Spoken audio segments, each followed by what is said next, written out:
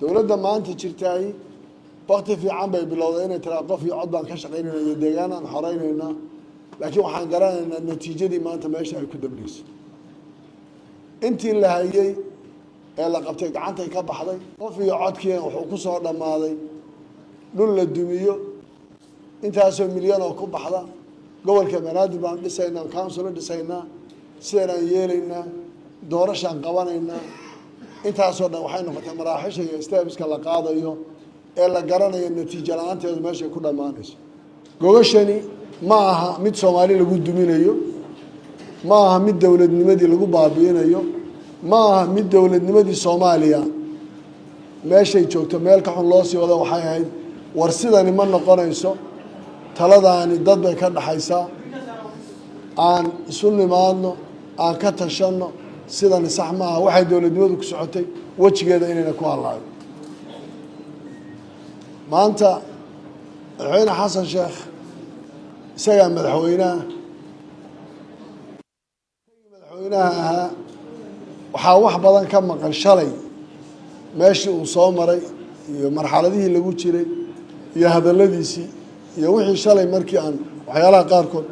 la diidanaa meesha uu taagnaa maanta extreme boqolkiiba 360 buu wareegay umana muuqato waadna ogtihiin waxaa maanta inala fadhiya sheekh shariif iyo senator madaxweyne hore puntland cabdiraxmaan faroole ood garanaysaan 2012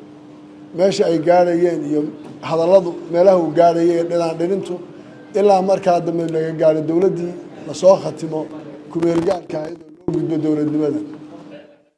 aniga xasan labadoodna banaankan ka joognay markaas maanaan ahayn dadkii dowladda ku dhex jiray ee wax sameynayay in markaa maanta ay noqoto inaan arki weyna shalay wixii la soo maray iyo siday ahayd oo maanta aan qaadano sidan aan yeelaya anaa kan samaynaya hadday dictatorship wax tarayso Soomaaliya meel hore ka bixin lahayd maanta halkaas waa la soo dhaafay adduunkuna hadda uu ka gudbay barnaamijkaas sidaa daraadeed baa waxaa muhiimadda shirkan ay tahay ama natiijada ka soo bixi doontahay inayna Soomaaliya ku jiri karaynin gacan hal qof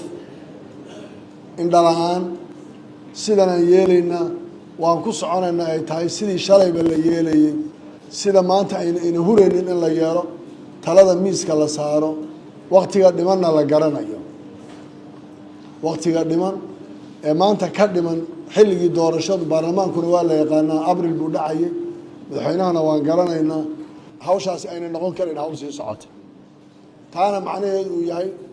dhibaatada ka timaada waa mid qof walba saameynayso taabanaysa taasaan doonaynaa marka inaan ka hortagno oo la caddeeyo inayna suurtagal noqon karaynin waqtiga loogu talagalay waxaan inuu dhaafo timeka loogu talagalay iyo sida loogu talagalay iyo sida saaxiibaday qof waliba siduu shalay ku tagay si ka bedelan inayna iman karin ilaa markii la bilaabay doorasho toosa waxa la raadinayay baahay dowladda maanta jirtay waqti fiican bay bilowday inay tiraa qof iyo cod baan ka shaqaynaynaa deegaan aan xoreynayna laakiin waxaan garanaynaa natiijadii maanta meesha ay ku dambeysay intii la hayay ee la qabtay gacantay ka baxday qof iyo codkii wuxuu ku soo dhamaaday dhul la dumiyo intaasoo milyan oo ku baxda